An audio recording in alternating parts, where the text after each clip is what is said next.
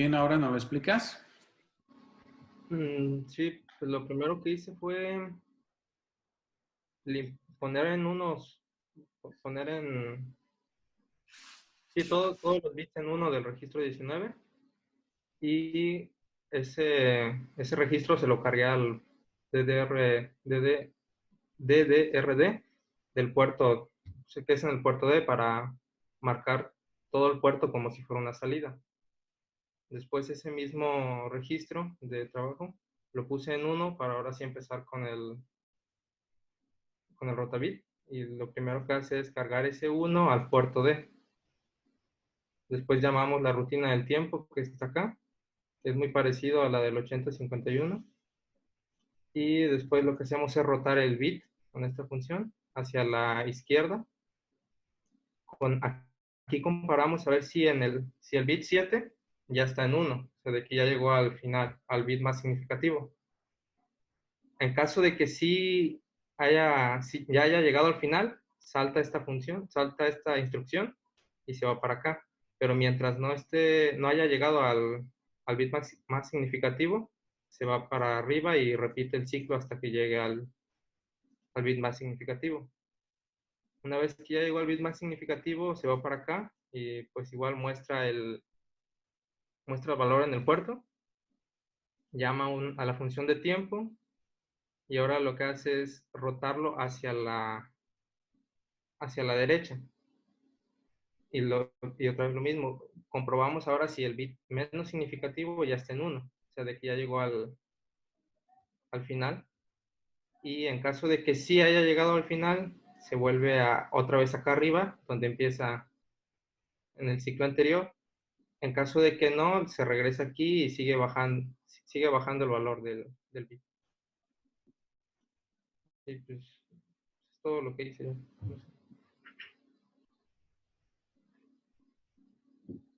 ¿Nos explicas tu rutina de retardo? Sí, la de retardo, lo primero que hice es cargar un 0 al registro 22 y los valores A, B y C a los registros 23, 24 y 25. Y ya empezamos con, ahora sí, el ciclo, que vendría siendo decrementar el registro R23, que es el de menor valor, por así decirlo.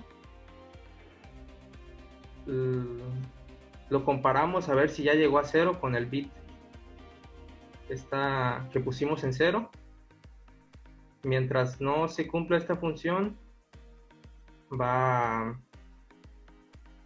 a brincar esta instrucción, y entonces se va a ir para arriba y va a estar aquí en este ciclo. Una vez que ya haya llegado a 0, se va para acá, baja al siguiente valor, pues, a la siguiente instrucción, y es lo mismo, pero ahora con el registro 24. Igual vemos que ya haya llegado a 0 con el registro 22, hacemos la comparación, y en caso de que no, lo mandamos otra vez al inicio. Es un retardo por multiplicación. Y ya lo mismo con el registro 25. Hacemos la comparación, lo decrementamos y hacemos la comparación con el registro 22. Y ya una vez que ya todos estén en ceros, pues ya se regresa.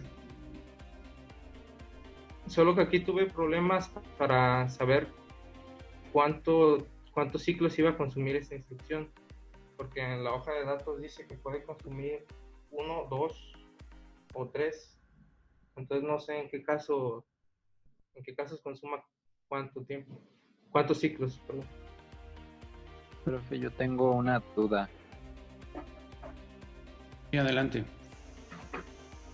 Respecto a los registros de propósito general, cuando estaba haciendo el código, no me permitió utilizar ni del registro 0 hasta el 15, solo a partir del 16 en adelante. Eso porque se supone que todos son utilizables, ¿no? Sí, pero recuerden que cuando revisamos el mapa de registros de datos, habíamos comentado que los primeros registros, en este caso de R0 a R15, no nos permiten cargar constantes, solamente de R16 hasta R31. Ah, bien. Gracias por la aclaración. Antes de empezar a realizar la programación, si ustedes recuerdan, el micro siempre tiene que saber dónde inicializar. Entonces nos hace falta un dato importante. ¿Dónde iniciará entonces el microcontrolador la ejecución del programa? Para esto necesitamos regresar a la hoja de datos y checar esta información. En la página de este documento, que corresponde a la página 44, se observa una tabla que es la tabla 18, donde se especifican los vectores de reset e interrupciones. En el vector marcado como número 1 aparece la dirección del programa en la posición 0, y en este caso encontraremos el vector de reset justo en esta posición. Recuerden que estas direcciones de memoria tienen que ver con las direcciones de memoria de programa, que en este caso es memoria flash. Y el vector de reset, como ya lo hemos platicado en algunas otras ocasiones, justo es el lugar a donde por primera vez el microcontrolador buscará una instrucción, específicamente que le indique dónde comenzar. Por lo tanto, nosotros tendríamos que colocar aquí una instrucción que le diga a dónde ir o a partir de aquí ejecutar el programa. Sin embargo, tendríamos que observar que además del vector de reset, hay otros vectores de interrupción. Dichos vectores de interrupción tienen que ver con las interrupciones que pueden activar los periféricos dentro de la TMega8. Estos están numerados, como lo vemos en la tabla, y nos indica por aquí con estos números el orden de prioridad. Cada una de las direcciones que posee es donde yo debo de definir qué es lo que ocurrirá si dicha interrupción se presenta. Por lo tanto, es muy importante que nosotros manipulemos la información con respecto a dichas interrupciones. En el mejor de los casos, habrá que reservar estas direcciones para uso futuro. Y en el caso de que no se vayan a utilizar, pues simplemente establecer un retorno de interrupción por si de manera accidental se presentara alguna de ellas y inmediatamente salga sin tener ninguna afectación en el procesador. Podemos observar dentro de la tabla de interrupciones que tenemos una interrupción externa marcada como petición 0 y luego tenemos otra como petición 1 que también es una interrupción externa, ambas en las direcciones 1 y 2 de manera consecutiva. A continuación tendríamos el timer counter 2 en modo de comparación, el timer counter 2 para el caso del overflow, el timer 1 en modo de captura, seguido de lo que sería la comparación, en este caso comparación en match A, que se especifica para un solo registro, y luego vendría la comparación también match B, que en este caso sería otro registro en donde el timer counter puede comparar otro valor. Estos elementos que se hablan de captura y comparación son utilizados en la modulación por ancho de pulso. En el timer 1 encontramos lo que sería el overflow como bandera también de interrupción en algunos de registros, y este es el vector correspondiente, por supuesto. Y a continuación el timer 0, también overflow. Los siguientes vectores tienen que ver con comunicaciones. Tenemos el del SPI, el del USART en el caso de la recepción, el USART indicándonos que está vacío el registro de datos, el siguiente vector avisándonos que ya se transmitió el dato, siguiente vector el ADC, vector número 16, doble EPROM lista,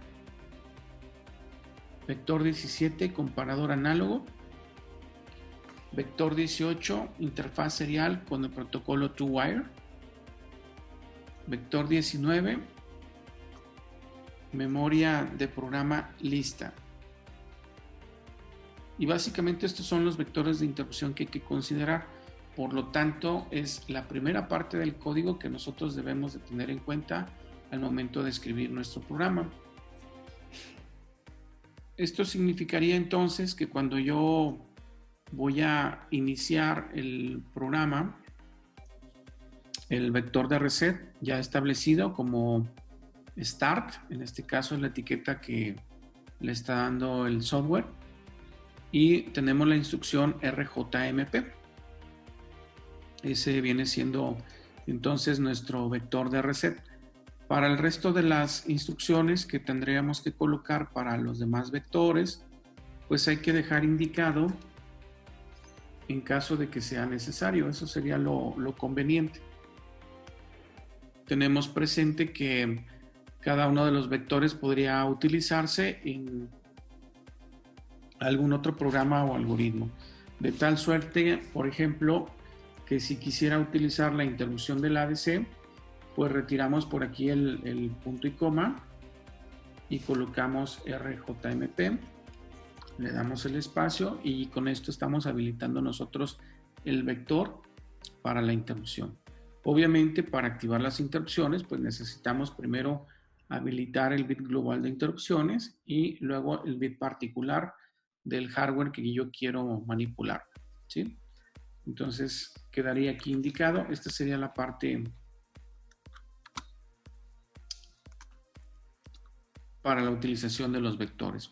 Por supuesto, una vez que arranca el micro, nos vamos al inicio y el propio compilador o ensamblador, en este caso, nos menciona dónde debo escribir mi código. Por supuesto, la etiqueta que tengo aquí como start debe coincidir con la etiqueta del vector de reset. La podemos cambiar, podemos ponérsela en español, podemos dejarle inicio sin problema, ¿sí? Y bueno, a continuación empezaríamos a escribir ya nuestro código del programa. Es muy importante también que tengan en cuenta que en el caso del microcontrolador, nosotros ya revisamos su mapa de memoria y seguramente observaron cuál es el límite de memoria para el caso de la memoria de datos. Si no lo recuerdan, ahorita compartimos la información para que ustedes la puedan revisar. En este caso tendríamos por aquí que la memoria RAM inicia en la dirección 60 y que terminamos en la dirección 45F. Esa es la última posición de memoria RAM. ¿Y esto por qué es importante mencionarlo?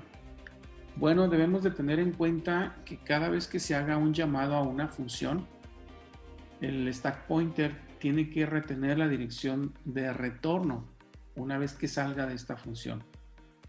Entonces, si nosotros no tenemos una ubicación en donde vamos a guardar estas direcciones de retorno, estaríamos provocando un volcado de pila.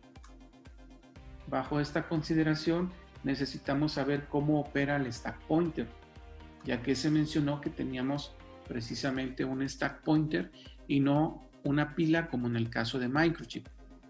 Quiere decir que en este caso el stack pointer funcionaría de una forma muy similar a la del 8051, solo que en el 8051 se establece la dirección 7 de manera inicial como inicio del puntero para el stack y se van almacenando las direcciones de retorno en configuración filo y se van avanzando de manera consecutiva a partir de la dirección 7 las direcciones de memoria RAM y de ahí hasta el final, dependiendo de la cantidad de direcciones que sean necesarias utilizar debido al anidamiento que seguramente estamos provocando por ahí con las funciones.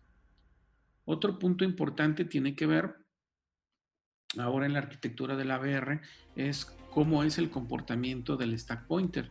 Aquí vamos a encontrar en la información de las hojas de datos que nos menciona que el stack pointer debe apuntar a la última posición de memoria RAM, ya que este va de atrás hacia adelante. Es decir, la primera dirección de retorno se va a almacenar en la última posición de memoria RAM. Si viene una segunda función que estuviera anidada dentro de la función previa, entonces avanzaría hacia adelante. quiere decir que estaría ocupando la dirección 45E. Si viniera una más, entonces nos vamos a la siguiente dirección desocupada hacia adelante. Y así sucesivamente hasta quizás alcanzar la dirección 60, que es la inicial de la RAM. Por supuesto, ustedes saben que no podemos permitir que los datos que almacenemos en la RAM y las direcciones de retorno se empalmen. Esto provocaría un volcado de pila, lo cual no nos conviene porque esto provocaría una falla en la ejecución del programa. Y totalmente estaría ejecutando un programa muy diferente al que nosotros planeamos. Entonces es necesario declarar dónde comienza el stack pointer. ¿Sí? Recuerden que la dirección de memoria RAM, la dirección final, es la dirección 045F. Entonces, tenemos que colocar en el stack pointer parte baja la dirección correspondiente a 5F y en la parte alta la dirección 04, ¿sí?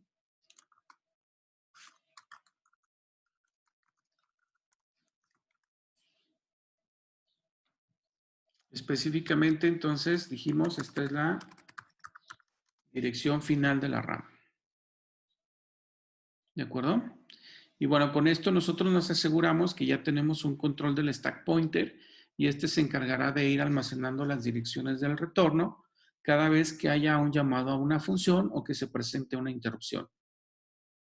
De otra manera, pues estaríamos provocando, como ya lo mencionamos, un volcado de pila. Bueno, de tal suerte que aquí lo que estamos haciendo es indicarle que el registro temp, que estoy usando como un registro temporal, se encuentra en la posición del registro 16 o es equivalente al registro 16. Por lo tanto, ahora ya es válido que yo pueda escribir ese 5F en el registro temp, que es el registro 16. Si ustedes recuerdan, la instrucción LDI es una instrucción que nos permite cargar una constante. Y justo acabamos de explicar que solamente las constantes pueden ser cargadas a partir del registro 16 y hasta el R31. Si en esta parte, por ejemplo, yo escribo R15 o 5 o 0, cualquiera de estos registros, debe marcarme un error porque no es posible. Lo ensamblamos, ¿sí? Y ya tenemos un error por aquí. ¿Por qué? Ya lo hemos mencionado en varias ocasiones, no se pueden cargar constantes del R0 a el R15, pero sí del R16 al R31. Por eso en el diagrama del mapa de memoria, estos registros aparecen separados justo entre R15 y R16. Esta es la diferencia entre los registros. Entonces regresamos y colocamos el código correspondiente al nombre del registro donde estoy haciendo el vaciado de las constantes y por supuesto el registro temporal solamente lo estoy utilizando como un registro en el cual estoy colocando valores que en algún momento no necesitaré, solamente utilizo el registro en las ocasiones que sean necesarias y no es para guardar un valor que sea importante a lo largo del programa. Lo siguiente sería entonces definir dentro de la programación la configuración del puerto. Nuevamente voy a utilizar la instrucción LDI, voy a especificar que voy a utilizar el registro temporal y aquí voy a manejar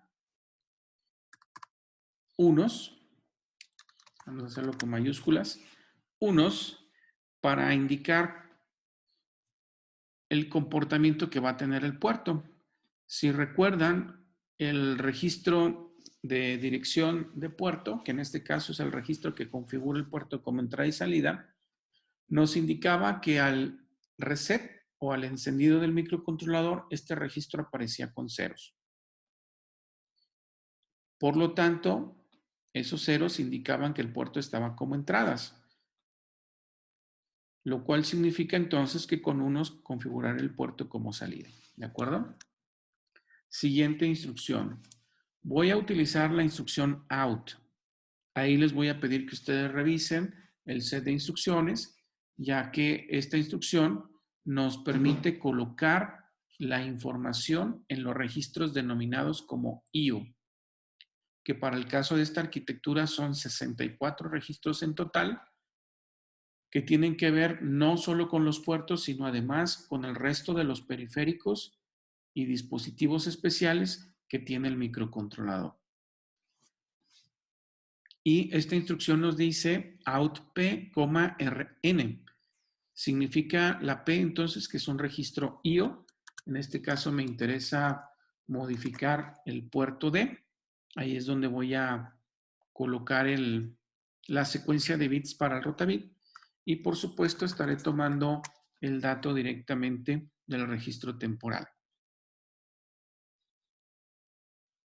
Con estas instrucciones nos debe de quedar claro entonces que nosotros no podemos colocar constantes de manera directa en los registros de funciones especiales, que son los registros IO, de los cuales ya hemos estado mencionando. SPL, SPH y DDR son registros IO o registros de funciones especiales.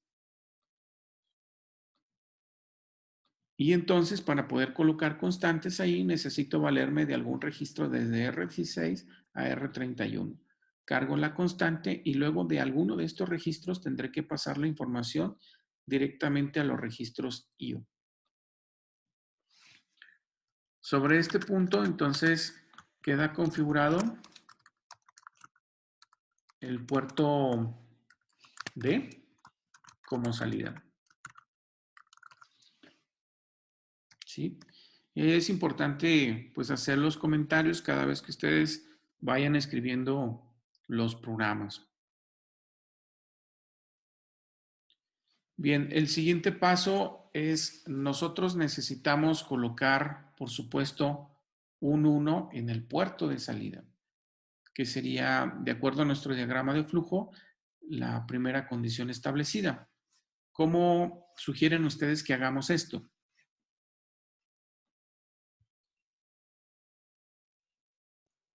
Podríamos utilizar la variable temp para hacer una carga de una constante y después a partir de ahí hacer la carga al puerto para que ya quedara listo. Muy bien. ¿Cuál sería el registro del puerto a donde vamos a dejar esta información?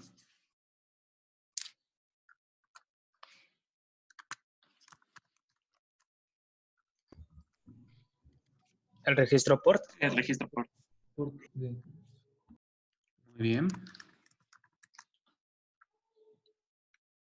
¿Y me podrían explicar por qué en ese y no en PIN? Porque el pin es para leer entradas. Correcto, Exacto. muy bien. Bien, ya tenemos el 1. ¿Qué sigue?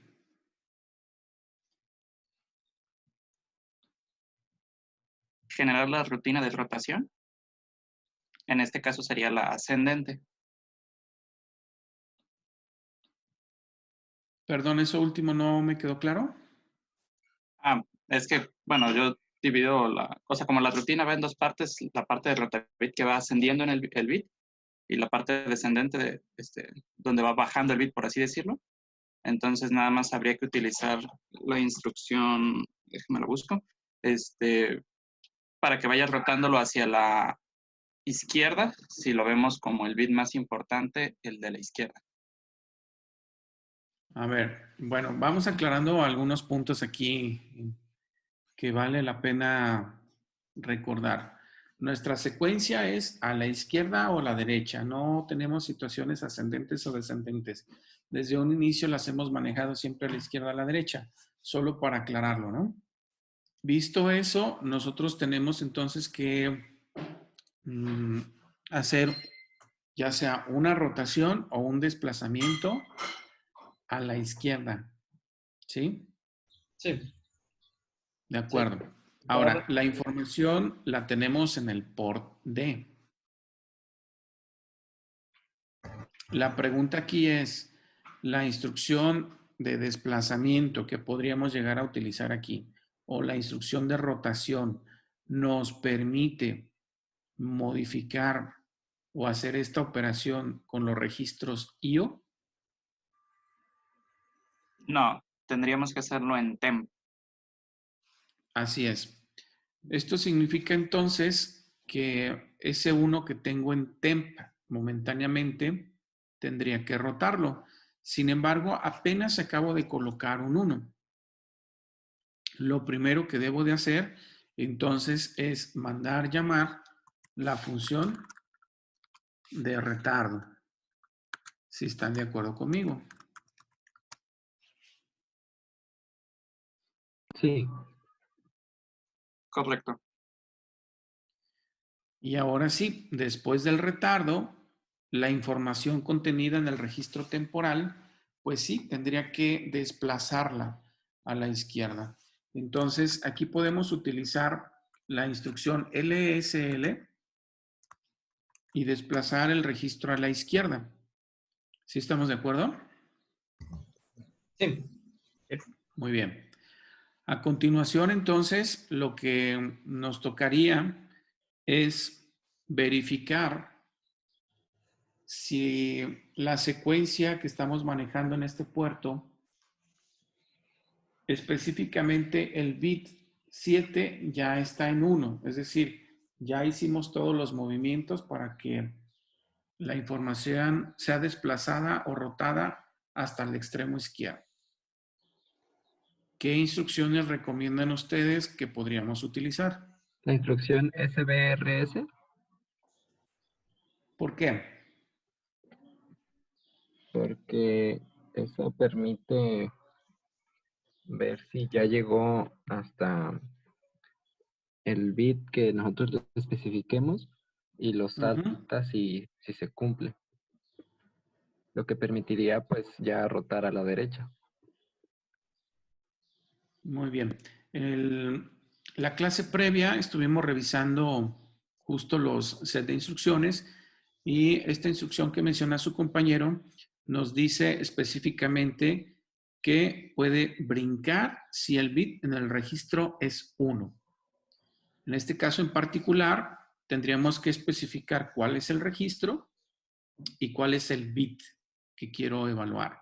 Por lo tanto, es una instrucción SBRS donde se especifica que los operandos son RR, B, y la instrucción en la descripción nos dice que brinca si el bit en el registro es 1.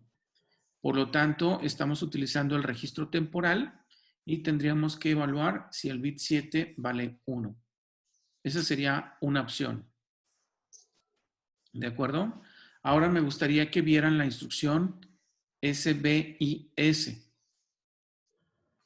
que está justo 2 instrucciones debajo de la que acabamos de mencionar. Esto es en la página 286. Y específicamente aquí tenemos como operandos la letra P, lo cual ya sabemos que significa que se refiere a los registros IO, y coma B, en este caso el bit que yo deseo evaluar. Por lo tanto, la descripción de la instrucción nos dice que brinca si el bit en el registro IO es 1. Entonces podemos hacer dos cosas, ¿verdad? Checar la información en el puerto directamente o checar la información en el registro. Planteo estas dos opciones porque obviamente son dos instrucciones que podríamos utilizar. Sin embargo, como acabamos de hacer la rotación o el desplazamiento directamente en el registro temporal, pues nos conviene evaluar inmediatamente el registro temporal. Pero sepan, además, que entonces sí podría yo revisar algún registro IO. ¿Queda claro? Sí. Sí, Sí. Sí, Tendríamos aquí la instrucción SBRS temp, 7, donde estaríamos evaluando si el registro ya llegó al extremo izquierdo. Muy bien, ahí está, SBRS. Listo. ¿Qué sigue? Si ya está entonces rotando y comparando que sea en el registro temporal 1, sería comparar que en el último bit que llegue la rotación, compararlo y definir ahora la rotación hacia la derecha, ¿no? No, todavía no terminamos esta parte. Aquí nos falta algo importante. Acuérdense que esta instrucción lo que hace es brincar, o sea que saltará la instrucción que le sigue, ¿sí? Por lo tanto, la instrucción que debemos de colocar aquí es un RJMP a la rutina izquierda. Sí. Que en este caso debemos establecer que la rutina izquierda es justo donde se hace el depósito de la información del registro temporal hacia el puerto. Ahora sí, revisen nuevamente la función y van a encontrar que ya completamos justo la rutina a la izquierda. Sí, profe. Ahora sí, perdón. De esta forma pasamos la información del registro temporal al puerto D. Luego estamos llamando al retardo, le damos su tiempo para que se pueda mostrar en el puerto. Rotamos la información del registro temporal. Y luego la comparamos para saber si el bit 7 ya es 1. Y si no es así, entonces saltará a izquierda y estará haciendo todo el tiempo esa rutina. ¿De acuerdo? Una vez que sí se cumple la condición donde el bit 7 es justo 1, entonces nos encontraríamos ya en la función hacia la derecha. Y lo primero que tenemos que hacer es esa información que acabamos de comparar, mostrarla en el puerto. Por lo tanto, quedaría de esta manera. A continuación, también estaríamos dándole un espacio de tiempo para que la información se pueda visualizar en el puerto. Y finalmente tendríamos una instrucción que nos permitiría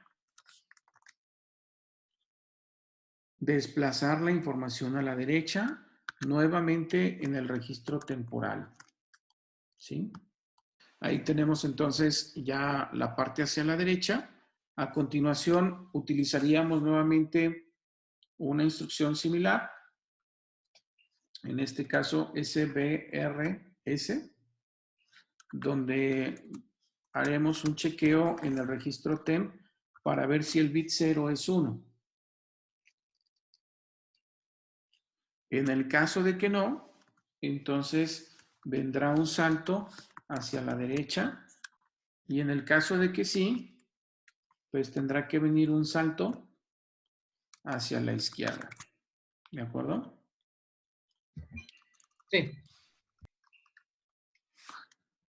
Y bueno, ahí prácticamente cerramos nosotros ya el rotabit para que pueda operar sin mayor problema de izquierda a derecha. Lo que nos restaría, por supuesto, es hacer el retardo o la función de retardo para darle el tiempo apropiado y que se pueda terminar la rutina. Como ejemplo, pues estaríamos colocando aquí la rutina de retardo de esta manera. Estaría utilizando en este caso los registros 27, 28 y 29 como registros para la rutina de retardo. Estoy colocando ahí algunas constantes. En este caso, pues nosotros tendríamos que darle los valores. Recuerden que son valores que podemos calcular perfectamente. Y digamos que podrían ser estos valores. Ahora, la otra parte en donde hacemos justo los decrementos de los registros es muy similar a como se hizo en el 8051. En este caso, la función marcada como aquí nos estaría decrementando el registro 27 con la instrucción DEC y luego vendría una comparación. En este caso, acuérdense que en la instrucción BRNE, en la descripción de las instrucciones nos dice branch if no equal. Salta si no es igual. En este caso, si el registro 27 no es 0, entonces salta aquí. Recuerden que esta instrucción se vale de la bandera Z para evaluar si el registro vale 0 o es diferente de 0. Por supuesto, cuando es 0, la bandera Z se activa, se pone en 1. Cuando el valor es diferente de 0, entonces la bandera Z permanece en 0. Y así es como logramos entonces utilizar la instrucción branch bajo esta condición. Lo mismo hacemos para R28, R29. Si es necesario hacer algún ajuste en la operación, entonces agregamos la instrucción NOP y finalmente viene el retorno. Una vez que terminamos de hacer esto, pues lo pertinente es ensamblar, ¿verdad? Revisamos que no haya errores. Al parecer no los tenemos. Y entonces ya nos podemos ir al diagrama esquemático, prácticamente ver que lo que hicimos nosotros podría funcionar.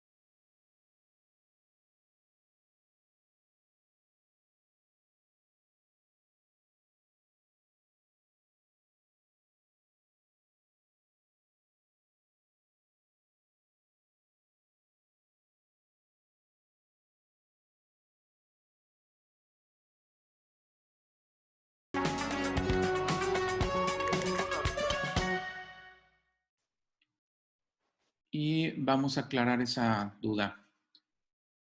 En el caso de la instrucción marcada como SBRS que acabamos de usar en el programa y que nos marca brinca si el bit en el registro es 1, dentro de lo que sería la operación que desarrolla el procesador, aquí nos está indicando la instrucción que el contador de programa saltaría la información del PC más 2 o 3 espacios.